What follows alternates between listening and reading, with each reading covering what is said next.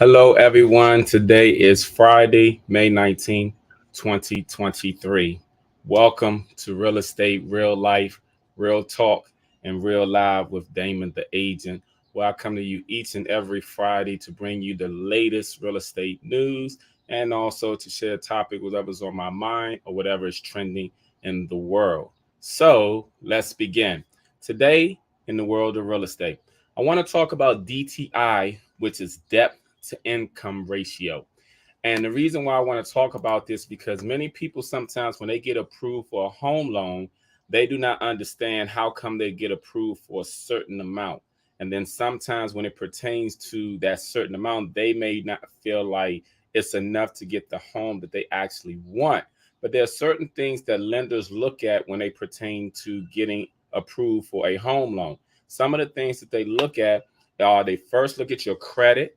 They second look at your annual income, and then they also look at your DTI, which is your debt to income ratio, because they want to know how much you're writing or how much you have to pay monthly in order to pay your bills to see if you can actually afford a mortgage if they give you a home loan. So they have to factor in all of these things to come up with what you actually approve for.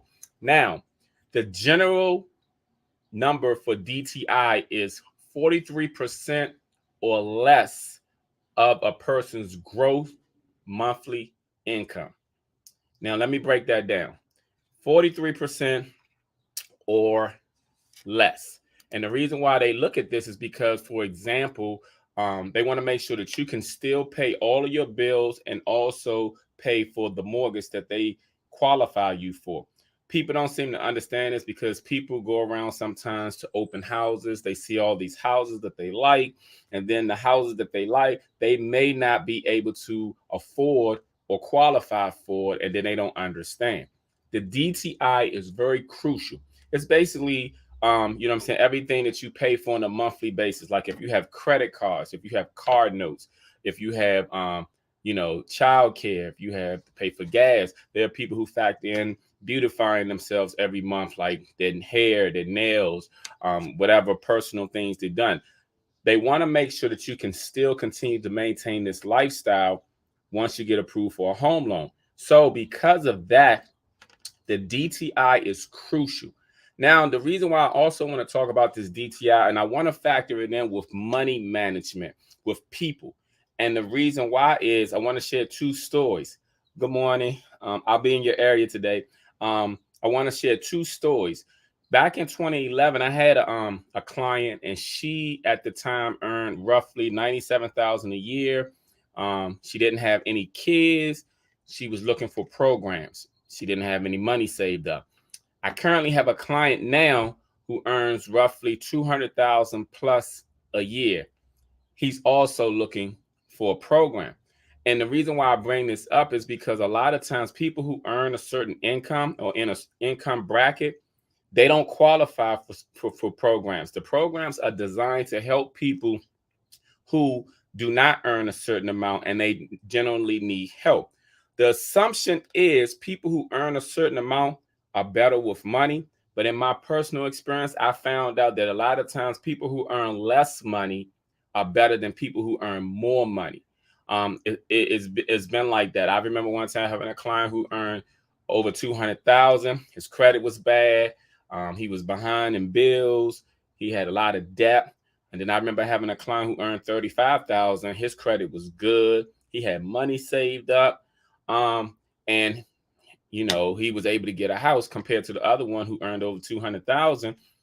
He struggled a lot. So I want to talk about the DTI, and I also want to talk about money management because I think, I'm saying, there's a misconception with people who earn a certain amount. They feel as though that, I don't know, I'm saying, they just poor with money. And I want to try to help put certain things in order.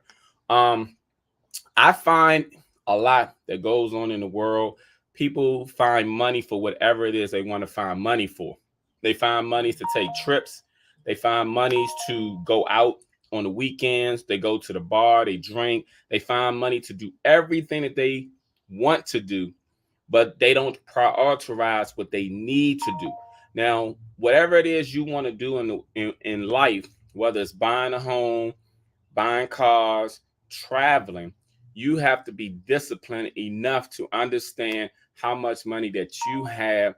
That money that you have to work with and do the best of your ability. Now, I say that to say that also when I'm dealing with people, on top of people looking for programs, there are sometimes people who want to make offers that I've dealt with, and again, they don't have any money saved up, they don't have any down payment, they don't have any closing costs, so they want the sellers to pay for everything. And that really depends on the market and the area, what's going on. Sometimes you can find yourself spinning your wheels going nowhere because of the fact is you are in a situation, but you want other people to bail you out. And as adult, a lot of people need to take responsibilities for their action. For example, a lot of times people are looking to get their credit repair. The bottom line to getting your credit repair is really just paying your bills and paying them on time. Now, don't get me wrong, sometimes you cannot because life has happened to you to the point where it affects you and you're unable to pay. But I think a lot of times people go through that. You know, we all go through hardships in life, but then we also come out of those hardships at some point in time. And many times paying bills is not the first thing people think about when they get money. I don't know what it is. That's the human nature or whatever it is, but paying bills is not the first thing that people actually think about. People think about having fun, enjoying life and everything.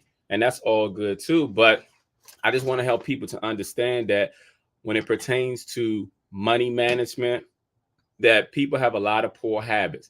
I was speaking with one of my daughters who ventured out on her own, and I was just trying to explain to her that when it pertains to paying bills, everyone's situations vary. But I told her, like, even with her rent, told her, like, look at your rent, divide it by 4, take that weekly, put that in your savings account.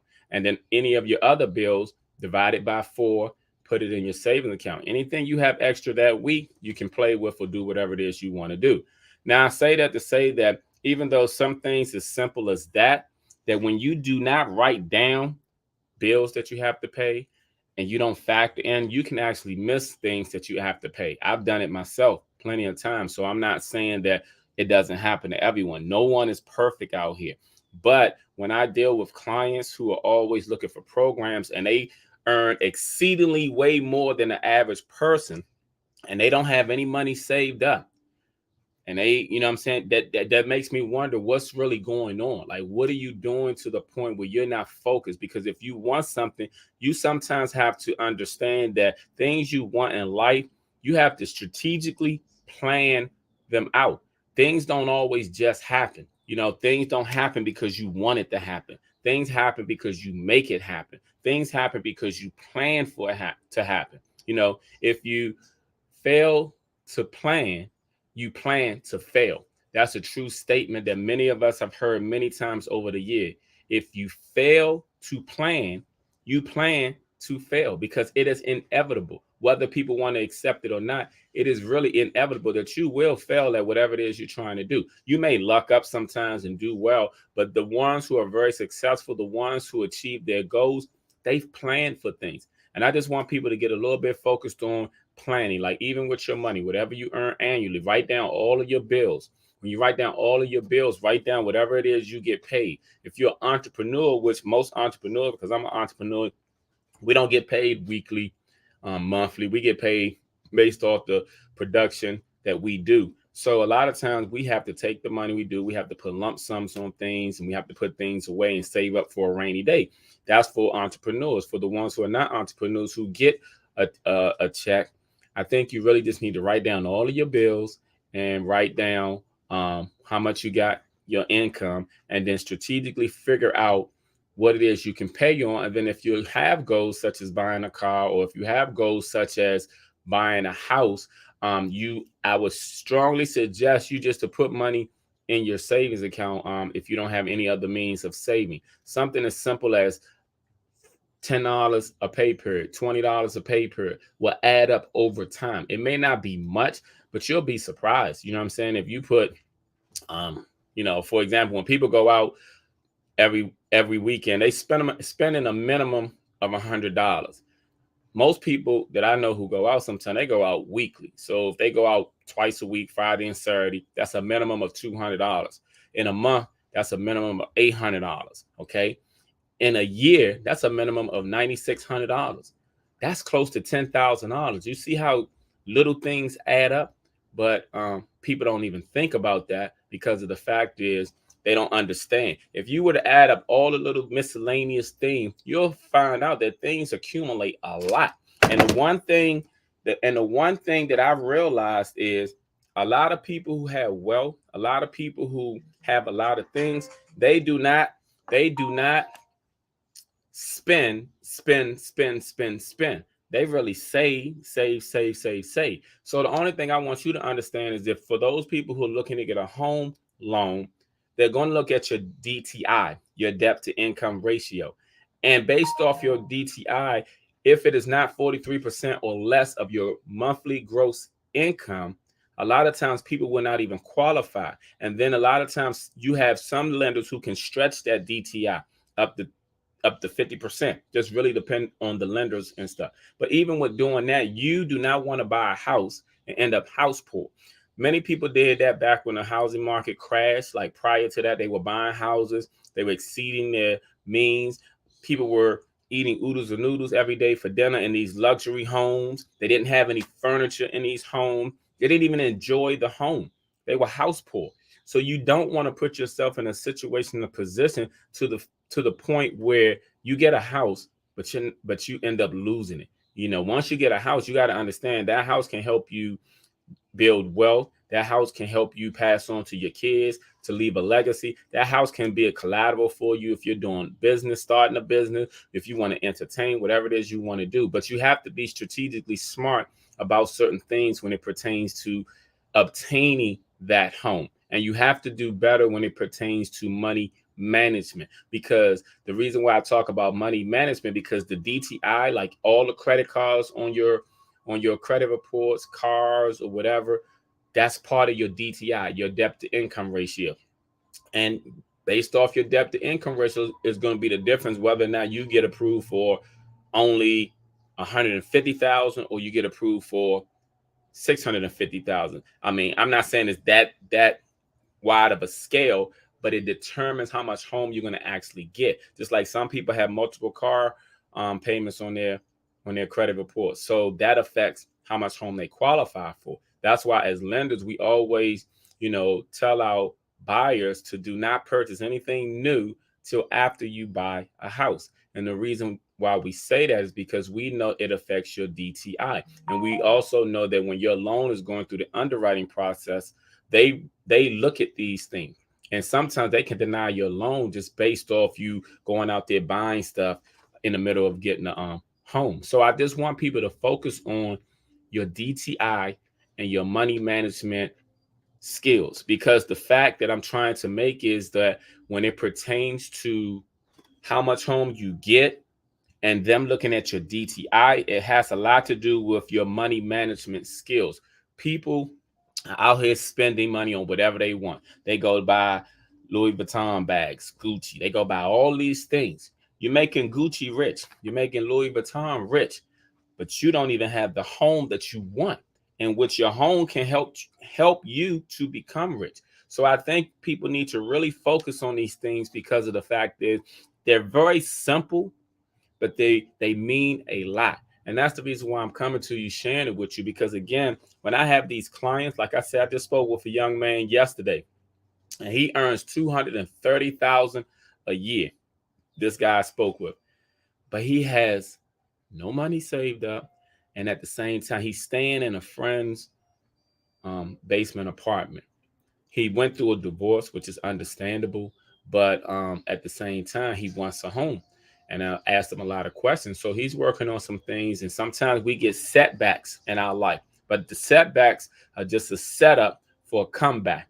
That's a quote from Willie Jolly. He said that a setback is a setup for a comeback. So I'm just saying that man's going to be okay. But at the same time, though, I just want you all to really focus on your money management skills, please, for yourself, for your family, and then understand that most lenders will factor in your DTI when you are looking to purchase a home. So I just really want you all to focus on that. Um, so give me 1 second.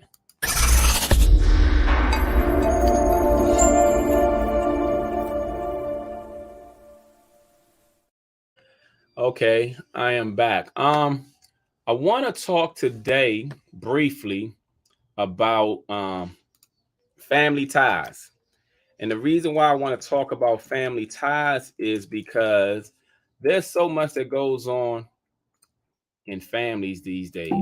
There's so much that goes on to the point where a lot of our families are falling apart and everything. And I just want to say this statement, and I wanted to resonate with you. And I know that it's going to resonate with some people because they felt it in their own family. Blood makes you relative and related, but situations make you family. Again, blood makes you related, but situations make you family. And what do I mean by that? I mean that sometimes you can grow up with a person that's more family to you than your actual family. You can have family that's more hateful towards you as if you are an enemy than anyone else. I've seen, like, I saw something on Instagram yesterday where there was a lady and she's of Indian descent and she had kids by a black man. And she was basically saying she was disowned by her mother and father because of that. And then I knew somebody else who was in a similar situation, um, and she was Trinidadian. And it just made me think about a lot of things, made me think about like personal things that I've been through, made me think about a lot of other things because I've seen on TV and the news where there have been grown kids who have killed their mother and father. There have been tragedies throughout the world where you have uncles who have molested their nieces and nephews.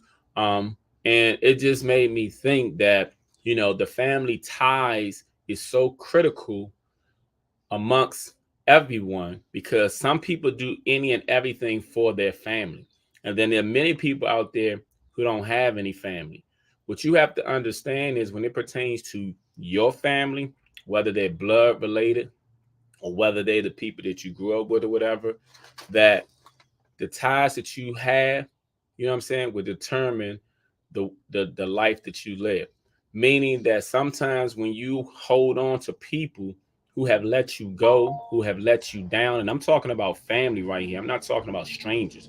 When you hold on to people who have let you go, who have let you down, you just have to understand that those people weren't meant for you in your life. Sometimes you can do everything for the people in your family and they do nothing for you. They'll give you their ass to kiss. Unfortunately, they don't appreciate you. That's why a lot of times people, like I said once before, people don't appreciate you until you're gone. Gone can be whether you left the area or whether you've passed away. People don't miss you until you're gone. And I just think that a lot of times when it pertains to family, the family ties everywhere just seems to be going downhill. I don't care what nationality you are, what religion you are, is just going downhill. Family's supposed to be this close amongst each other, supposed to be this close. But it seems like the people who are closer to you hurt you the most, and you wonder why, because they are the closest to you. They hurt you the most. They know your weaknesses. They know how to get to you. They know how to get under your skin. So what you have to understand is love those who love you. That pertains to family, friends, or whomever. Love those who love you. Because understand this, everybody's not going to love you like you love them. You have to understand that as well too. Some people don't even know how to love you like you love them. Some people don't know how to accept it, especially if you were born into a family where you had aunts, uncles, mothers, fathers, and they grew up a certain type of way, and you are totally different. Sometimes it'll make you question that, like, are they even your family? Sometimes I ask that question. I know when I was young, I asked that question a lot. Like, is this even my family? Because you can sometimes tell that if you're different than everyone else. But at the same time, what you got to understand is this. Sometimes when you're in the midst of a situation and you stay there for too long, it can be detrimental to your health mentally and physically. Like I said, I've seen quite often within the last couple of years, a lot of young adults killing their mothers and fathers. I'm talking about still living at home, shooting them, stabbing them. Seen a case where a father killed his daughter, which was recently. I seen an uncle kill a niece and nephew and stuff. Sometimes family can, what I'm saying, bring you down, regardless, because they know how to push your buttons. And sometimes family can also up you lift, because there's a saying that family that prays together stays together. But most people don't pray these days. The only praying that people are doing are PREY on someone else. They're not praying for unity. They're not praying for strength. They're not praying for love, guidance, protection, support over your family. They're not praying for those things. You'll have people in your own family praying, PREYING, praying against you, because they don't want to see you succeed. They don't want to see you happy. They don't want to see you moving forward, because when you move forward in life, it makes them feel as though that you're moving past them. And some people have a problem with that. Some people have a problem with progress. They have a problem with someone moving further. And then the next thing you know, they'll start to say, oh, well, you think you're better. But truth be told, you don't think you're better than them. You're just trying to be a better person and version of yourself than you were yesterday. And because you become a better version of yourself than you were yesterday, you will have your own family hating on you, which is sad, because your own family should be your biggest cheerleader, clapping for you, motivating you. They say there's strength in numbers, which is true. If we were unified as a family and we supported each other, loved each other, yeah, we're going to have arguments, disagreements, and fights amongst each other. But if we stuck together, we can go so much further in life and in this world than we do things on our own. But people don't seem to understand that, because you know why? Because they're at a point in their life where they feel like they're doing okay. They are right. They don't need anybody. But truth be told, we all need people. You understand? But if you need people in this world, the person that you should need the most should be your family. See, family should mean everything to everyone. But unfortunately, family doesn't seem to mean a lot to a lot of people these days. It all starts at the top with the head, with the fathers. A lot of fathers have abandoned their kids when they were younger. A lot of them don't care to spend time with their kids because they're caught up in the child support system, or they're caught up financially, or they're caught up with their kid's mother being in another relationship with another man. So instead of them focusing on their kids, they're focusing on the wrong thing.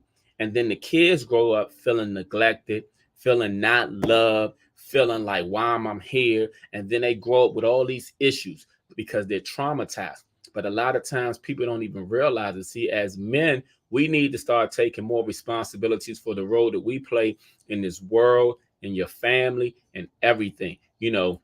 A lot of times people always say, oh, yeah, that's easier said than done. But you're not thinking about your kids. You know what I'm saying? You're not thinking about the effect and impact you have. Because here's the thing. When you have, even if you have no action or reaction, it's still a response. And people will make their own assumptions of what you do or what you don't do in your own family. Don't say nothing. People are going to assume certain things. Whether that's true or not, people are going to assume. And what you have to understand what assumption is, when people assume certain things, they run with their own assumption. It can be the opposite of what's going on. But if you don't open up your mouth and communicate, people will never know what's going on. That's why communication is the key to all things, especially all relationships. You have to talk about it regardless. But the problem, especially in the Black community, people don't want to talk about it. It's like it's taboo. They don't want people in their business. A lot of times, these strangers, these counselors, they don't know you personally. They can care less. They're not going to talk about your business. But that's just an excuse for people not to get the help that they need. That's why a lot of things that go in the Black community is still an effect, an after effect of slavery that people don't even realize. We have been traumatized 3, 4, 5 generations ago that we're still dealing with stuff. The crab in the barrel mentality. You know what I'm saying? The jealousy, envy, hatred. That's why there are more killings amongst Black people than any other race and stuff. We are the least as far as population, but the most as far as mortality. Understand that it has been designed for us to bring ourselves down. But we hate on each other more than anything. You can have a man see another man, and instead of speak, they'll mean mug them. You can have a woman walking another woman, instead of like speak, will find a flaw with that other woman. We hate on each other so badly and stuff that it's terrible. We are destroying each other. And what do they say in the Bible? You know, my people are destroyed because of lack of knowledge. And a lot of people have a lot of lack of knowledge in this world because they don't open up a book to read. They only want to look at stuff video. They don't want to get comprehension, understanding, clarification, or just get hold of communication just to clear things out. They're rather around with their assumptions than hold a conversation with a person, you know. But that shows lack of maturity. And lack of maturity also shows me that no matter if you are a age, you're still just a little person, whether you're a male or female. Age is nothing but a number. Maturity says all. That's why you have some people who are 21 who have an old spirit as if they're 71. And you may have people who's 60 who acting like they're 16, you know. But I can go on and on and on and talk about a lot of this stuff. And again, when I mention about the slave mentality, things that's going on in this world, pay attention to what's going on. Every day you look on the news and stuff, there are young people killing people. They're carjacking. There's a lot of shooting going on everywhere. And I'm not saying it doesn't happen everywhere in the world, but in the United States, it happens a lot. And who is it happening amongst? Our people. Why is it happening amongst our people? The question is why? Why is it happening amongst our people? Because the fact is people don't care. See, when something doesn't affect them directly, they don't care. People only care when it affects them directly. You know, people only care because you know why? Because they're living okay. They doing all right, you know. But this world goes back, like I said, to family. You know, the family tie has been broken everywhere.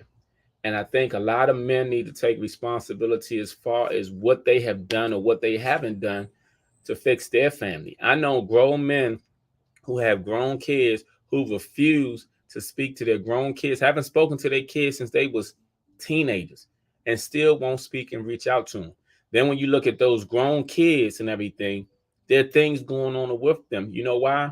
Because it's never been resolved. See, you're never too old to correct anything. It's never too late to fix anything. Like I said, when you got your family, you if your aunts, uncles, cousins, you don't get along with them, that's fine. But the family that you made and created, you owe it to them. You owe it to your generational lines. You owe it to them. But the problem is, like I said about maturity, people are so irresponsible today and lack maturity to the point where, you know, but then when people are on their dying bed, then they want to reach out to their kids. Then they want to speak to their kids. No, you don't wait to then. You begin today. We all messed up on the inside. Everybody. I don't care how you look and everything. We all have issues and problems. We all got something going on. Ain't nobody out here perfect. But the truth be told and stuff like that, people don't want to take accountability and own up to their own responsibilities of themselves, of their children, of anything. People make all excuses. Look, I could have made all excuses like with my 4 grown kids. They were about 3 different women. At one point in time, all 3 were against me. All 3 were taking me to court. All 3 wanted to keep my kids from me. But I refused. And I still had to maintain a living for myself. I refused because you know why? When there's a will, there's a way. And there's also a God. See, when you pray to God and your intentions are genuine and you make actions, things work for you in your favor. That's why they say faith without works is dead. Because when you don't have faith and you don't put in any action or work, yes, it's going to turn out not good. It's not going to go in your favor. But if you're genuine about your intentions and what you're trying to do, and if you put your kids first rather than yourself, a lot of things will happen for you. You know, a lot of things will happen for you. Like I said, there's no one on this earth who's perfect. You know, we all go through things. But when you leave this earth, you want to make sure that every effort, especially towards your kids, your bloodline, has been worth it. You can't, as men, you can't be out here shooting up the club, having all these kids, but then at the same time, you don't even speak to them. You owe it to your kids. You don't owe anything to the mothers. You owe it to your kids. Because here's the thing. Your kids, when they talk about father, they don't talk about mother. When they talk about mother, They don't talk about father. But you play a role as that father. That's like having that's like having a basketball team with no coach. You're the coach. How they gonna go? How they gonna win in life? How they gonna win without a coach? They just gonna go out there. Yeah, they might have some good plays. They might score a few buckets, but they might get blown out too. And you know why they gonna get blown out? Because they didn't have a coach that cared, that showed them things. You are that coach. You were put in that position for a reason. The family ties, y'all, is terrible. You know, it's unfortunate. All we can do is pray for our kids. We can pray for everyone and pray for ourselves. But I just want to talk about the family ties because nowadays it is no family. Everybody's for themselves. We live in a selfish world and a selfish society. But I think things could get better if people just do self reflection, self improvement, and focus on themselves and their children. We can get things back to the way that they should be. I hope that was a good message for somebody. I'll be right back to do a recap.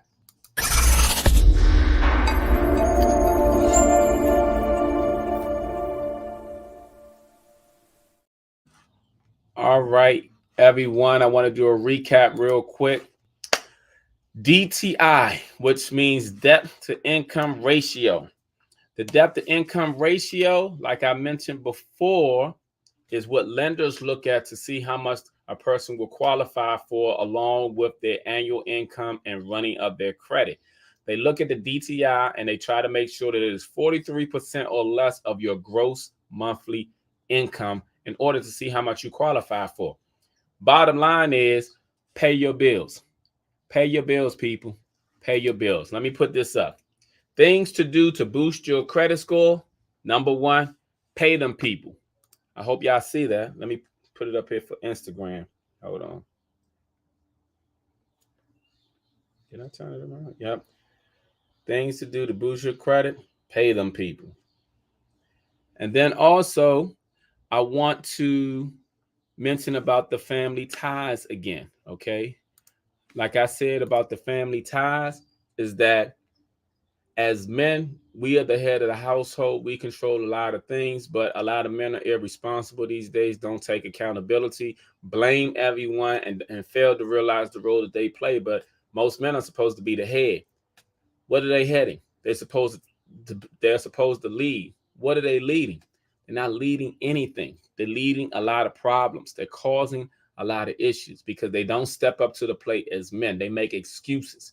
You know, men want to show their testosterone when it pertains to sports, when it pertains to fighting, when it pertains to, you know, any recreation, but you don't show your testosterone when it pertains to being there and being a man for your kids when you need to. Regardless of any issue and stuff that the mother may put you through, you owe it to your kids. You know what I'm saying? No excuses for not stepping up to the plate. So I want to talk about that. And I also want to real quick say that my daughter, Zariah, turns, there go my baby. She turns 3 years old tomorrow. She will be 3. She's having a nice little party at Chuck E. Cheese. It's my baby, y'all. She'll be 3 tomorrow. And hold on, I'm going to play this real. You see you? You see you? You see you? You see you?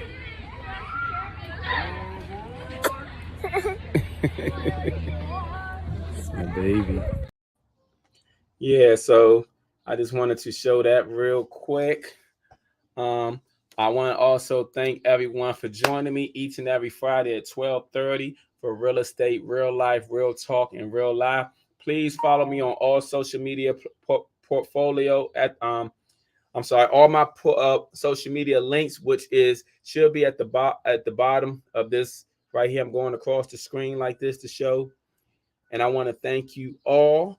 And I want to also say, please follow me. If you have any questions or concern, you can always inbox me, DM me, or you can reach out to me on any of my social media, or you can call or text me, and I'll be happy to answer any questions that you have when it pertains to real estate. And also, if you have anything that you want me to talk about. I thank you all. I appreciate you all joining me each and every Friday, and I shall see you all soon.